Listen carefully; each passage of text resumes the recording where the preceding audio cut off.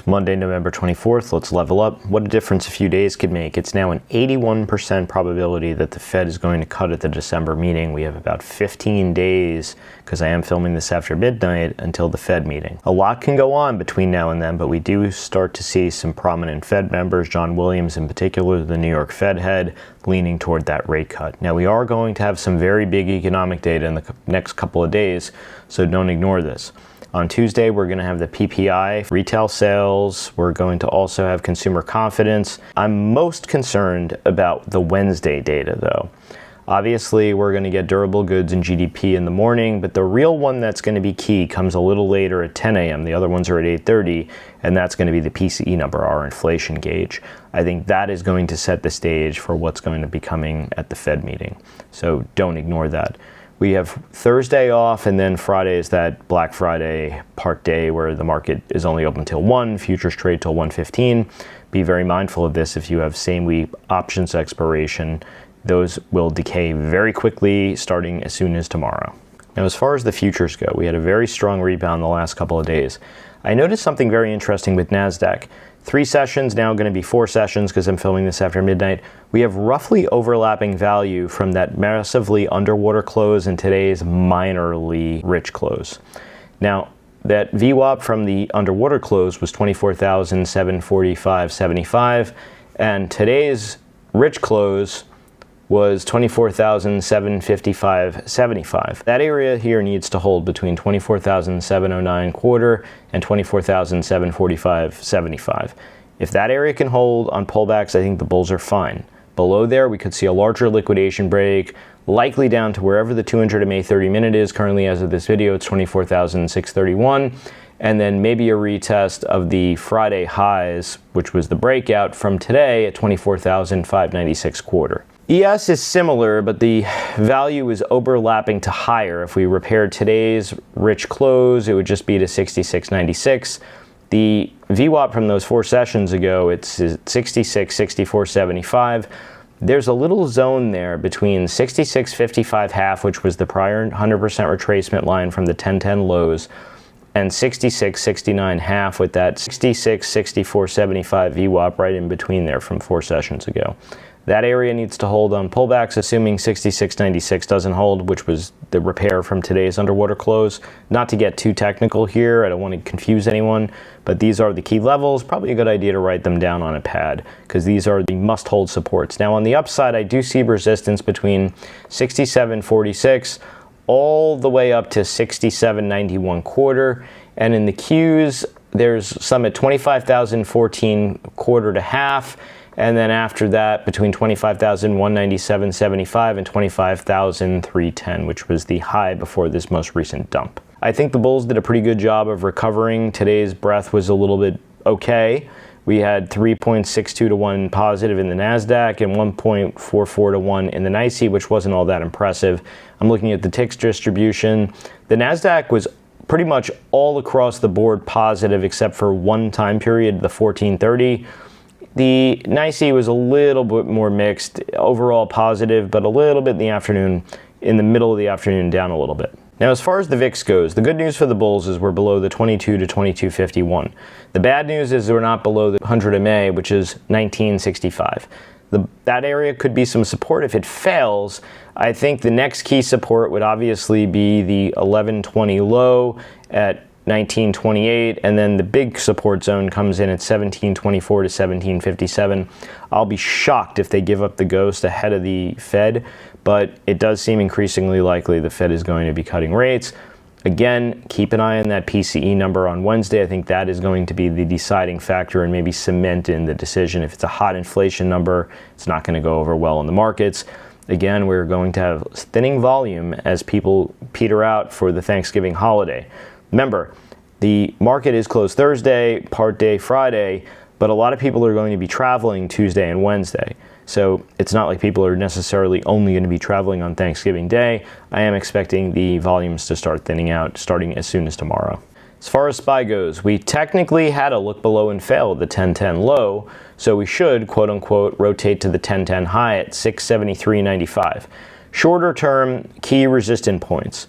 We hit one today at the 50-day at 669.31, After that, the 20 MA lines up very nicely with the downtrend line at 673.71. So those are the must clears.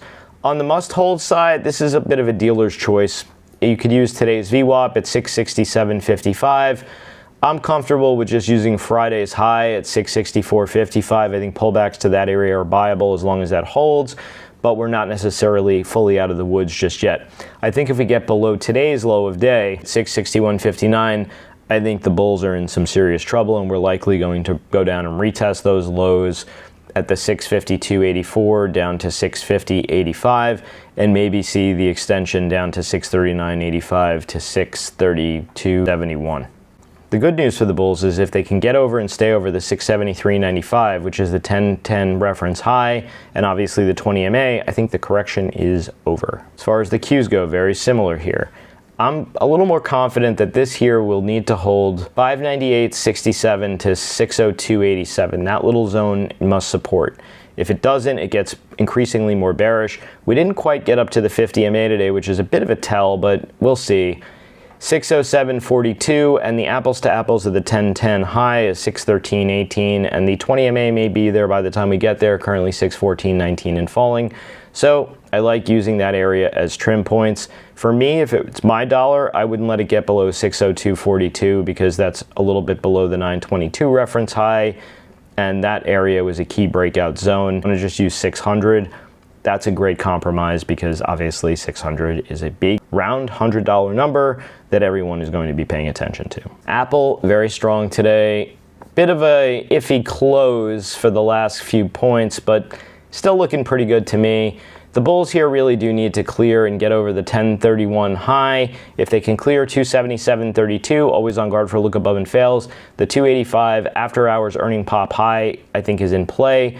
We had seen a similar pattern play out with ISRG, and I think Apple is going to be the next one to do that, assuming the market can hold its you-know-what together. Now, Google got up to the magenta channel high, and it's actually up even more in the after hours on the news that they're taking market share from NVDA. It seems as though we're getting more models trained on that. Apparently OpenAI and META are making deals with Google for their chips. It's cheaper to train their large language models on those chips. So that is going to come directly from NVIDIA. Keep going on the upside. Believe it or not, the 4.236 is 383.76. I think you could use the opening gap tomorrow, the opening 5 to 15 minute range, and put a stop below it if you're long. Do not let price get below there. And I would use this opportunity maybe to sell the news a little bit. This tends to be a sell the news type of market, and maybe this was the news the market was anticipating.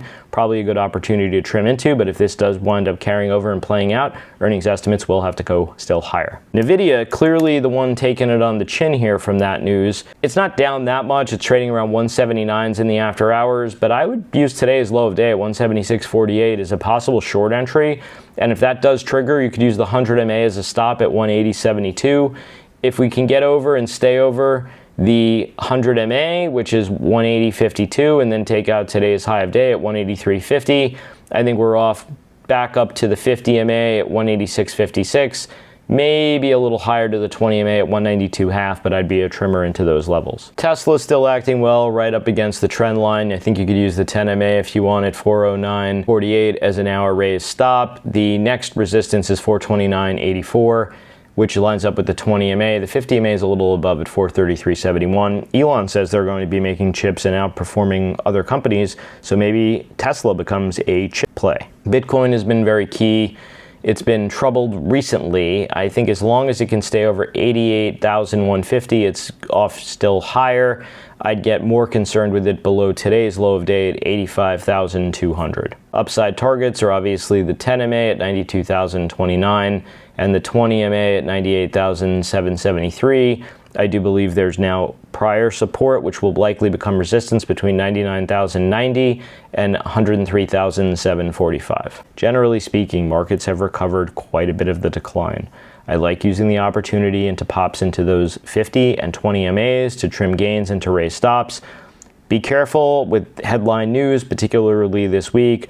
We often could see large movement in the market with a PCE number on a full boat week of traders, and into thinning volume, price can jump around quite a bit. So be careful on both the long and the short side. Like and follow for more.